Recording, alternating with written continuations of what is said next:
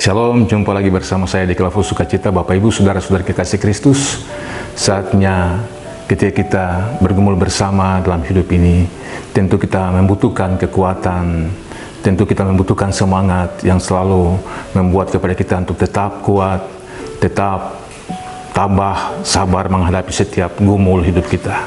Saya hendak membagikan bagian firman Tuhan untuk kita sekalian.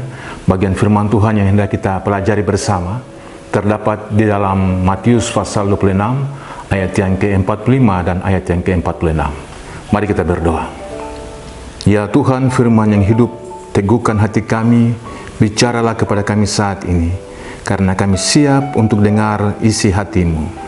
Dalam nama Yesus kami berdoa. Amin. Sekali lagi Matius pasal 26 ayat yang ke-45 dan ayat yang ke-46 berkata, sesudah itu ia datang kepada murid-muridnya dan berkata kepada mereka, tidurlah sekarang dan istirahatlah. Lihat, saatnya sudah tiba bahwa Anak Manusia diserahkan ke tangan orang-orang berdosa. Bangunlah, marilah kita pergi. Dia yang menyerahkan aku sudah dekat. Bapak Ibu, Saudara-saudara kekasih Kristus, persoalan hidup kita setiap hari membuat kita selalu tertekan, baik secara fisik tetapi juga secara batin. Karena itu, maka kita membutuhkan orang lain di sekitar kita untuk selalu memberikan penguatan, memberikan semangat, memberikan dorongan, memberikan sukacita, supaya kita tidak mengalami dampak yang lebih buruk lagi. Karena secara pribadi, kita tidak dapat hidup sendiri tanpa orang lain di sekitar kita. Hal ini yang dialami secara khusus oleh pribadi Yesus. Dia mengalami penderitaan pada puncak penderitaan itu. Sebagai manusia ia lemah, ia tak berdaya. Bahkan dalam pembacaan firman Tuhan ke atas kita baca, ia katakan sedih dan gentar seperti mau mati rasanya. Ini perkataan seorang manusia yang memang dalam ambang batas kekuatannya. Bapak Ibu, Saudara-saudara kekasih Kristus di mana saja, bayangkan saja kita mendapatkan bagian firman yang juga memaknai kehidupan kita setiap hari, tentang setiap orang yang pada titik tertentu tidak lagi kuat atau lemah, sehingga pada akhirnya ia harus memutuskan untuk pasrah, berserah diri pada keinginan atau kehendak yang terjadi dalam dirinya. Yesus mengalami bagian gumul dalam hidupnya ketika ia mengambil waktu tersendiri untuk berdoa. Pada kali yang pertama, kali yang kedua, sampai pada kali yang ketiga. Akhirnya ia tetap memberikan diri kepada Bapa di sorga dari apa yang ia gumuli.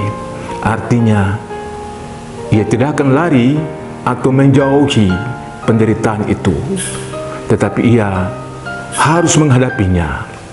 Supaya menghadapinya dengan kuat, ia harus membuat keputusan dalam doa.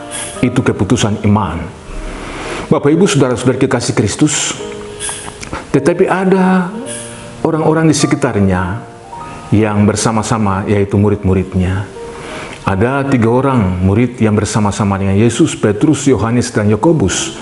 Pada bagian pembacaan ini kita baca ada yang disebut dengan anak-anak Zebedeus. Pada pembacaan yang lain dari Markus 14 ayat 32 dan seterusnya bicara tentang Petrus, Yohanes, dan Yakobus. Kenapa harus 3 orang ini?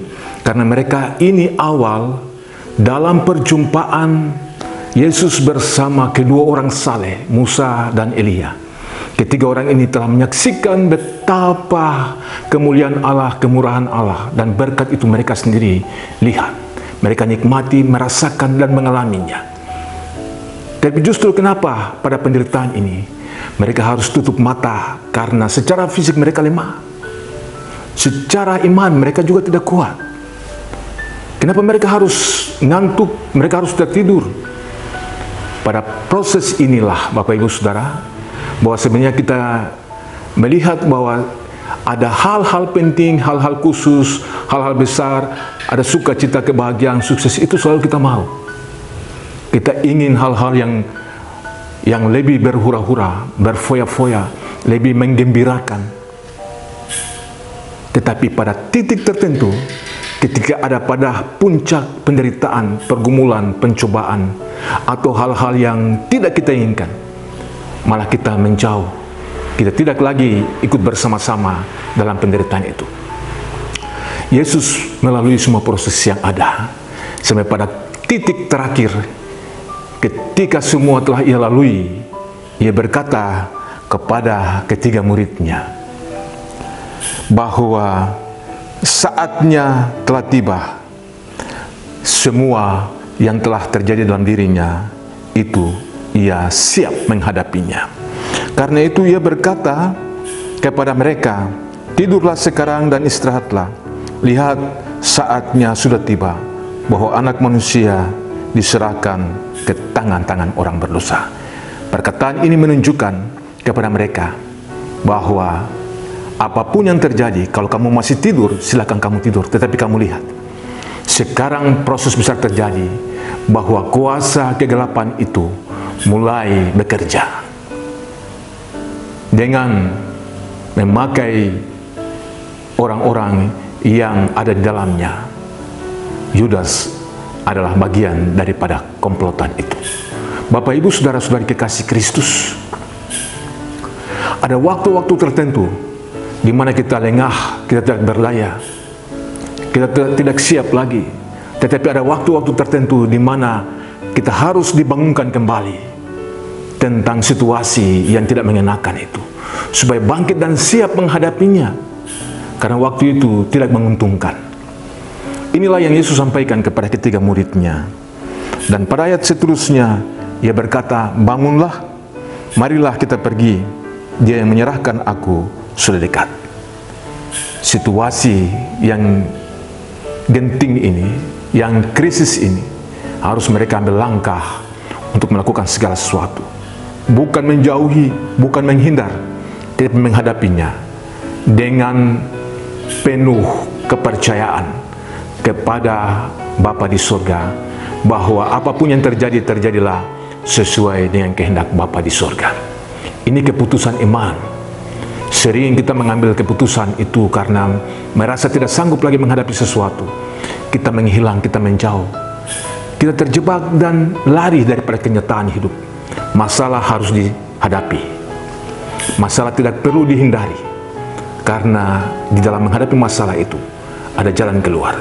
Yesus siap menghadapinya, karena dalam menghadapi masalah itu keselamatan terjadi untuk saudara, untuk saya, dan untuk dunia ini.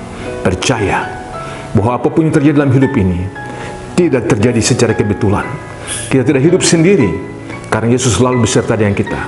Apapun gumul kita, doa kita itu selalu menjadi bagian yang hidup dengan Dia, yang terhubung dengan Dia setiap saat. Karena itu biarkanlah hati terbuka, terima segala sesuatu dengan tetap percaya bahwa di dalam jalan kehidupan itu Tuhan selalu menunjukkan jalan keselamatan. Tuhan memberkati kita sekalian dengan firman-Nya, meneguhkan kita. Siapapun kita, apapun situasi gumul kita, pergumulan berat apapun kita, di saat-saat kita menghadapinya, kita tidak sendiri. Tuhan sudah mengalaminya bersama kita. Percaya, Tuhan selalu mengalami, karena Ia selalu berserta dengan kita kini dan selamanya. Amin. Kita berdoa. Kami bersyukur kepada Tuhan untuk penyertaan-Mu yang ajaib dan sempurna, yang selalu Engkau nyatakan bagi setiap kami dalam gumul-gumul kami. Bahkan yang tidak mungkin kami mengerti, tetapi Engkau selalu artikan itu dalam setiap jalan hidup kami. Bahkan lebih lagi yang melampaui kekuatan kami, tetapi Engkau selalu membuat kepada kami untuk sanggup menghadapinya. Karena penderitaan, karena pencobaan-pencobaan yang kami alami tidak melebihi kekuatan iman kami, Tuhan sanggup untuk menyelesaikannya bagi kami. Setiap kami yang hari ini punya beban gumul, Tuhan, dalam nama Yesus kami berdoa, supaya kuasa-Mu dinyatakan bekerja sempurna dalam setiap hati yang menerima firman Tuhan saat ini. Dalam nama Yesus kami berdoa dan memohon kepada Bapa di surga. Amin.